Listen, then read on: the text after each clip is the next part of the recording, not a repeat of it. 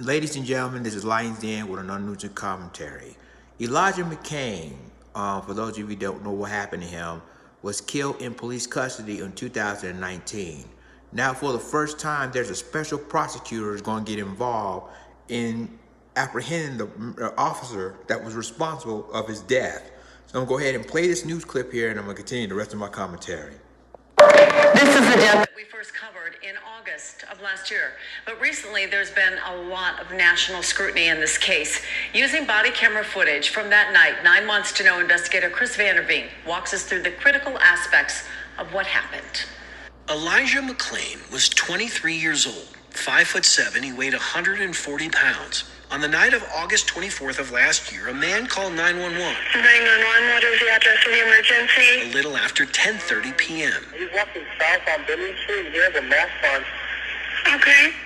Were any weapons involved or mentioned? No. Okay. At 10:43 p.m., Aurora police officers spot the man in the mask. In less than a half hour, McClain will be in the back of an ambulance receiving CPR. Hey, stop right there. Stop. Stop. Stop. Stop. I have a right to stop you because you're being suspicious. In order to better understand this story, you should know a few things. One, within 19 seconds of making contact, this happens. No, let go of me. No, I am an introvert. Please respect the boundaries that I am speaking. Stop tensing up. Stop. Relax. Stop. I'm going home. Relax, or I'm going to have to change this situation. Stop. Leave me alone. Stop. Can you please? No, Can you operators, all right? leave me alone? Keep in mind at this point, McClain had committed no crime. As body cameras and officers in McClain fall to the ground, one officer says this. Where's you going, dude? Stop, dude. You can't exactly see what happens next, but based on the audio, it's clear this is the moment officers apply what's known as a carotid hold on McClain's neck. Give us some more units. We're fighting them. The local district attorney reports at this point, McClain loses consciousness briefly. At 10:45 p.m., or a little more than 2 minutes after police make contact with him, McClain is talking. My name's Elijah McClain. What's up? Use carotid. That's what I was doing. I was just going home. 8 minutes will pass with McClain handcuffed down to the ground, occasionally throwing up, occasionally causing officers to say this. Dude, chill out.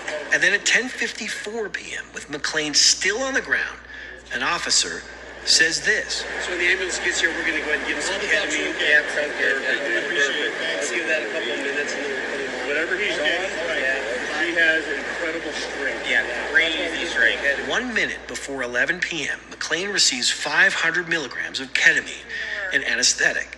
An autopsy will suggest McClain had a therapeutic level in his blood. In other words, not enough in the mind of the coroner to kill him. It looks like it's starting to kick in. 7 minutes later, He just poured. Are you serious? Yeah. responding officers are told McClain in the back of an ambulance has no pulse. He would be revived, but 3 days later, doctors would remove life support for the brain-dead 23-year-old.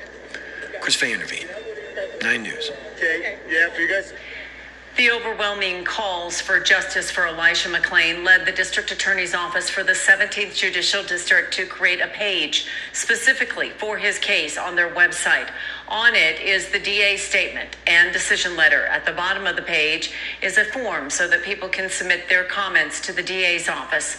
We have a link to that website on 9news.com. Well, ladies and gentlemen, there you have it.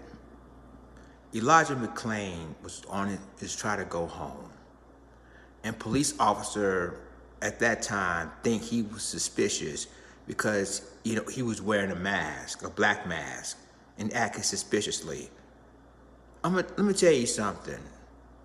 This incident happened in Colorado, right? So anybody would tell you that if a person wore a mask, it's possibly cold outside, and he needs to get his face warm. But the officer claimed that he looked suspicious, and that's why he stopped him. And then you hear what they said, ladies and gentlemen, that he tried to reach for his gun. The police officer always used the same tactic. He's getting my gun, he's getting on my gun. And he's using that chokehold to kill this young man. He even said, I can't breathe. So it is really sad. Now we bringing up all the cases that happened last year or the year before or the years back, because there's still no justice in those cases. And since now with the George Floyd thing, and when now they're talking about police reform, they talk about anything else, now everybody's talking about bringing up all the past that happened in police custody. So rest in peace, Elijah. And this situation, you will not die in vain. We will get justice in your honor. And believe me, it will be justice now, because it's all on video, and there's nothing to say. I mean, there's no excuse for it. Y'all let me know what you think about this. Like, click subscribe, and remember to click the notification bell for all the news and commentary. With that being said, this is Lions In signing off. Deuces.